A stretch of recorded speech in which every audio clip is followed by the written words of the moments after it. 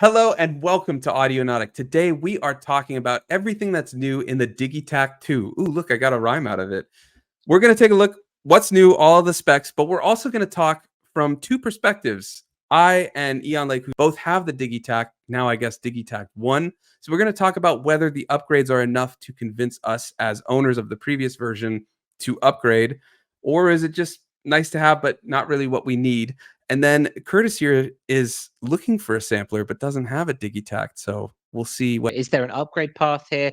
Is it worth buying new? That kind of thing. There's a lot to unpack, so that's what we're going to do. So check it out. It's still 16 audio or 16 tracks. Looks like this thing from where I got the thing is saying 16 audio tracks, but I think they mean the 8 and 8. But it's stereo sampling now, which is new. I believe it's 20 gigs of space now instead of the 1 gig. There's some new LFOs, so there's 3 LFOs. They've added swappable filters, delay, reverb, chorus, bit reduction, sample reduction, and overdrive per track, which that for me is pretty big, the per track, because that's one of the limitations I find with my Digitakt is the bus effect. You can only put things into the same 2 effects. Updated modular workflow, new sequence generator, 128 steps in the sequencer. It used to be just 64. Expanded memory and power, 4 trig modes, and then the song mode. If you look on the picture that Curtis put, there's a new song mode button. So that's cool. Levi, you're saying it's still bus effects. Everything I was seeing was saying it's per pad or per track effects. That's more of a bummer then if that's the case. But what I was seeing on from the reports, maybe that was from the leak. So just to clarify, this was originally a leak, and then Electron this morning, just like right before we went live, put it up. So maybe we're looking at the leak information and it's slightly different from that. So next week, when we have some time to digest the actual release, we can go through what is for real. But from what we were seeing on the leak things, this is what they're saying. Synthopia has it as per track. But it looks like Levi saying Loop Pop Video says bus effects. So that's a bit of a bummer then if that's the same. So that kind of kills some of my excitement. But the song mode is right there, which is nice. There's a couple added buttons and things like that, but it's very much the Digitakt, just with a few added bells and whistles, the stereo sampling, and the larger space. Eon, like seeing all of that, what's your take as a Digitakt user? I'll have 8 of those, please. Yeah, I like it. I like the idea of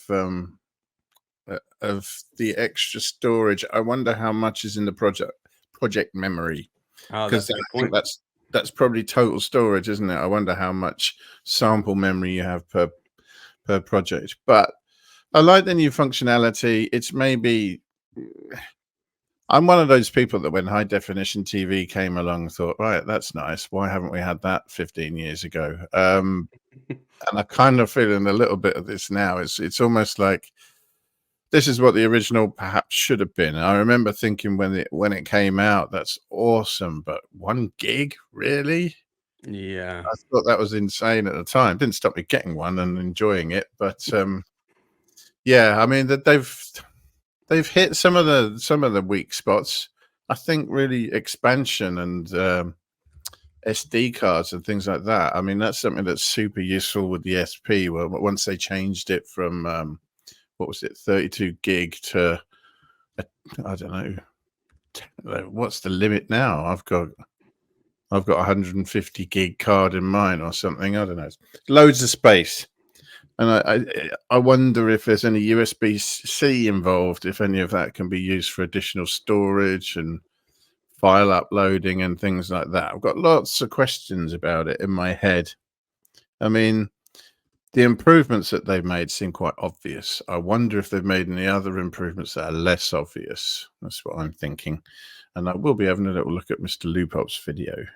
Yeah, because we're going off of some of the earlier leaks. So some of the information it sounds like is different than what has been confirmed with the release. So the release video just came out 57 minutes ago. So we just threw it in so we could show it, but we're going off of the leak stuff. So it's probably good that we'll cover it again kind of next week with like what for real is happening. This is just, I mean, it's breaking. It's very interesting. So Curtis, you saw this first. So what's your take on this? Because you were texting me. I was like, whoa. And when you texted me that you were just gonna, if you had the money, you'd get one.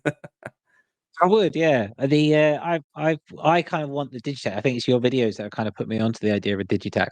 The only thing that's been stopping me is the price. And yes, this is more expensive. Um, the but it does kind of make me go. "Oh," it does intrigued me in that. It does intrigue me as a brain for something that's doorless and for essentially a nice piece of gear for sampling and moving stuff around and being on the fly. Um, very intrigued by that. I like the upgrades that they've brought in. I think um the upgrades that they brought in are ones that very much fix the limitations of the Digitakt and made me shy away from seriously considering the original Digitakt. So yeah, I'm all for this. It's a grand, and that's less entertaining. But in a couple of years there'll be some secondhand ones for sure. So and that's fundamentally where I'd be looking. I can't snap it up now, but I'd love to. Mm. Yeah. I mean, being too cheap wasn't a problem they needed to fix, was it? No, yeah. I'm not convinced as a Digitakt user. I mean, I'm somewhat new to it, right? But a lot of the things they've added are stuff I wanted before I bought the Digitakt, but I'm not sure that what they've added convinces me to upgrade, so to speak.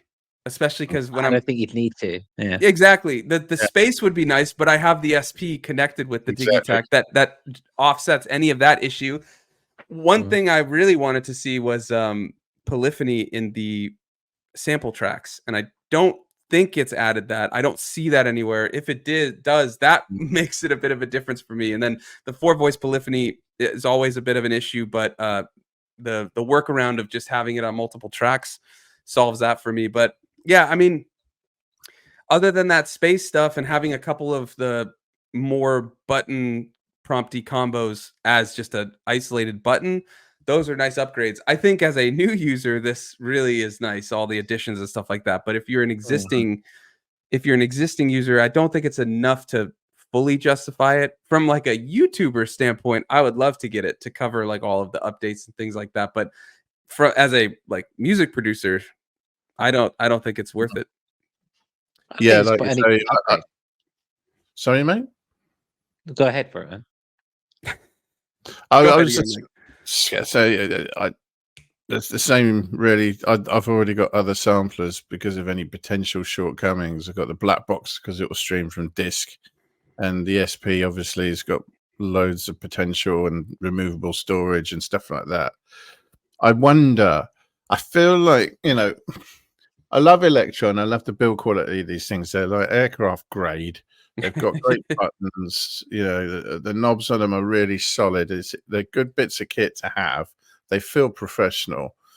But at the same time, I mean, because of all the step locking functionality they had when they came out, they seemed to be, pushing the boundaries a little bit, finding new and interesting ways to do things, and the way you could, copy your pattern, mash it up, and then just paste it back on again to undo your changes. I like that kind of stuff. Now this feels like an interim update more than anything, and more a spec update rather than, they don't seem to be pushing the boundaries quite as much. Compared to what other people are doing. I'm thinking Teenage Engineering and Roland mainly, but there are probably others as well. Yeah, I mean, I'm just looking, Curtis. I'll go to you in a second, but you were talking about USB-C. From these leak photos, it seems like the Electron website just won't load for me. Maybe it's just because of the sheer amount of people trying to visit it.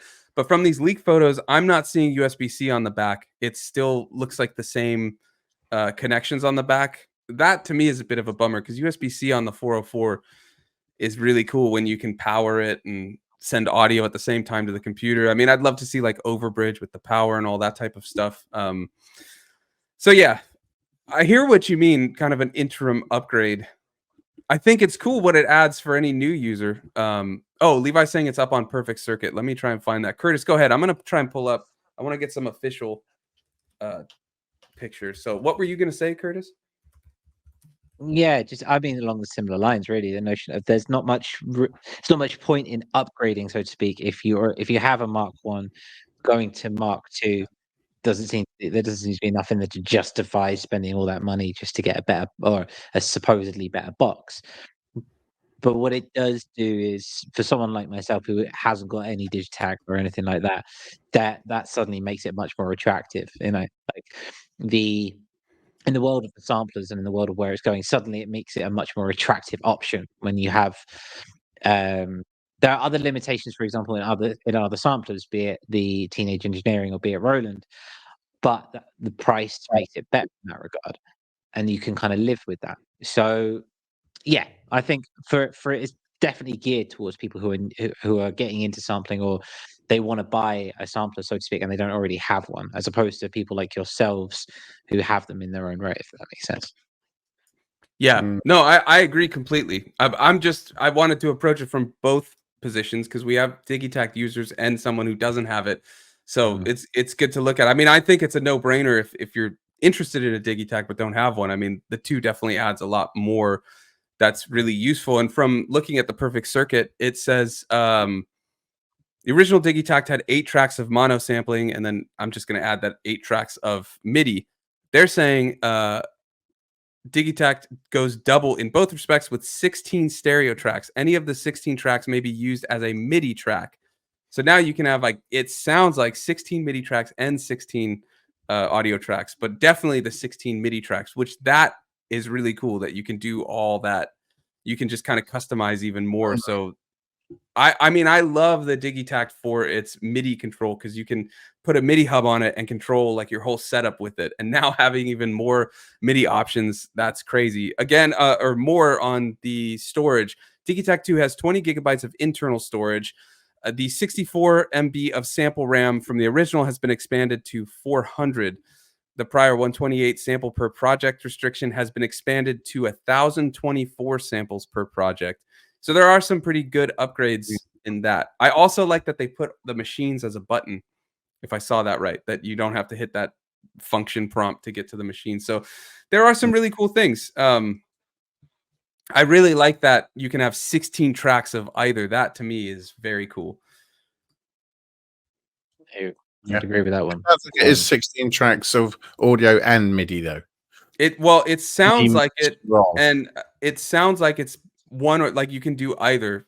I'll take a deeper look because we're live. I'm reading this just as we're live, but the way they've written it, it sounds like it can do either because it says the Digitakt II goes double in both respects with 16 stereo tracks. Any of the 16 tracks may be used as MIDI tracks. So stereo tracks would have to be audio, so that would be the sample tracks, and then saying that it does 16 MIDI. So I think it does both, or can do both. Like one, you know, you can. I'm thinking 16 total between them. I'm not sure they're saying 16 stereo tracks. Yeah, MIDI isn't. If you don't do any MIDI. Yeah. I don't know if you can choose, like, customize, like I want 15 of this and then a couple of that. I'm not sure, or, you know, one of that or whatever, but at least it sounds like it has a little more flexibility in that regard. Yeah, definitely. Yeah. Again, we're just discovering all of this. We saw the leaks, and then it sounds like some of this stuff is a little different from the leaks. So it's good to see kind of an official statement, but it happened right before we went live. So we're discovering it all with you.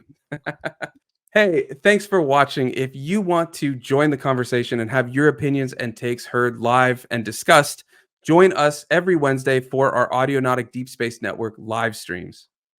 Yeah, we tune in at 7 p.m. UTC, 11 a.m. Pacific. All the latest news, all the latest gear, and the talking points of the independent musician in the international world. It's a hoot. It's great fun. Come on down. Yeah, we'd love to see you over there. And if you still can't get enough or just want to talk about gear, basically any hour of the day, we have a Discord that's available for all. It's a positive space on the internet to talk all about synthesizers, LFOs, all that kind of stuff that normally you talk to someone, their eyes would glaze over. But here we all want to hear about it and we all want to learn different things. We're international here, so we're on at all times and time zones and whatever have you. So hop on over there. The link is in the description and we'll see you over there.